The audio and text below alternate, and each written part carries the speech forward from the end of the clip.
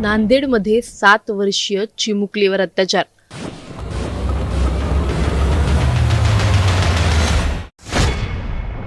आरोपी कोण? प्रकरणाचा पॅटर्न काय? नांदेडच्या घटनेने महाराष्ट्र हादरला.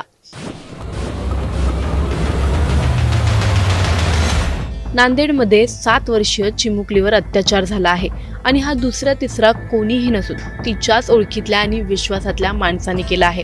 नांदेडचं हे प्रकरण काय, आरोपी कोण आहे आणि हे प्रकरण कसं उघडकीस आलं, हे सर्व या व्हिडिओमधून जाणून घेणार आहोत. त्यामुळे हा व्हिडिओ शेवटपर्यंत नक्की पहा आणि टाइम्स नाऊ मराठीच्या सर्व माध्यमांना सबस्क्राईब आणि फॉलो करायला विसरू नका.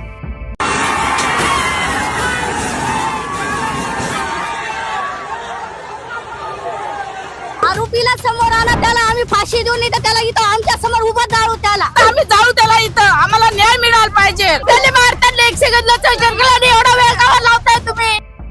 मालेगाव प्रकरणात अजून न्यायही मिळाला नाही, तेवढ्यात ही नांदेडची घटना समोर आली. मालेगावची ती 3 वर्षाची चिमुकली, तिने जे काही सहन केलं तसाच काहीचा प्रकार या नांदेडच्या चिमुकलीच्या वाट्याला आला आहे. प्रकरणाला सुरुवात झाली ती म्हणजे चिमुकलीने शाळेत जायला दिलेल्या नकारावरून. नांदेडची ती 7 वर्षांची मुलगी ही इंग्रजी स्कूलमध्ये शिकायला होती, पण मुलीने शाळेत जाण्यास नकार दिला. त्या मुलीच्या आईने तिला विश्वासात घेता तिने आपल्या आईला सांगितलं की त्याच शाळेत शिकवणाऱ्या एका शिक्षकाने तिच्यावर अत्याचार केला आहे.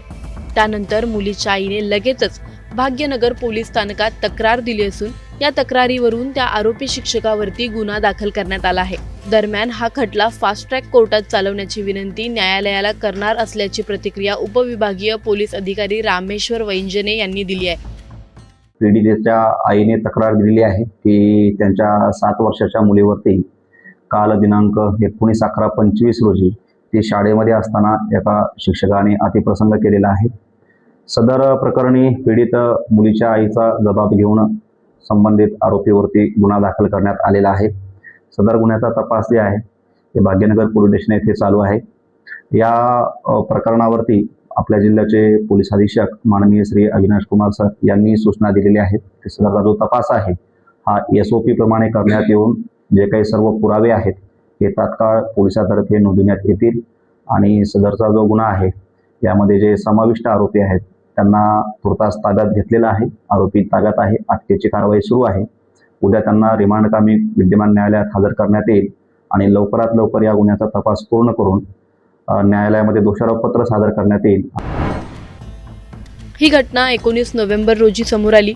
आरोपी शिक्षकास न्यायालयात हजर करण्यात आले असता न्यायालयाने त्याला 3 दिवसांची पोलीस कोठडी सुनावली.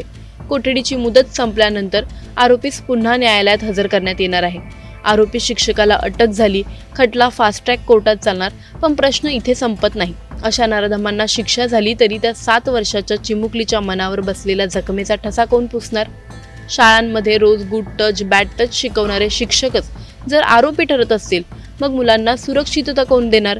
मालेगावपासून नांदेडपर्यंत मुलींवर अत्याचाराचे प्रकरण वाढत आहेत. आपली बाल सुरक्षा व्यवस्था नेमकी कुठे ढासळते आहे?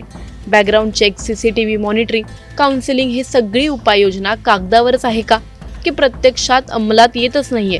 हा प्रकार उघड झाला कारण मुलीने धाडस करून स्वतःच्या आईला सांगितलं. पण अशा किती मुली बोलल्याही नसतील? त्यांच्या आवाजाचं काय? त्यांचं संरक्षण कोण देणार? आणि अखेरचा सर्वात मोठा प्रश्न, बालकांवरील गुन्ह्यांसाठी कायदे आहेत पण अंमलबजावणी किती कठोर आहे? पीडितांचं आयुष्य उद्ध्वस्त झाल्यावर प्रशासन जागं होणं पुरेसं आहे का? तुम्हाला या प्रकरणी काय वाटतं? आम्हाला कमेंटमध्ये नक्की सांगा आणि व्हिडिओ आवडल्यास लाईक आणि शेअर करायला विसरू नका.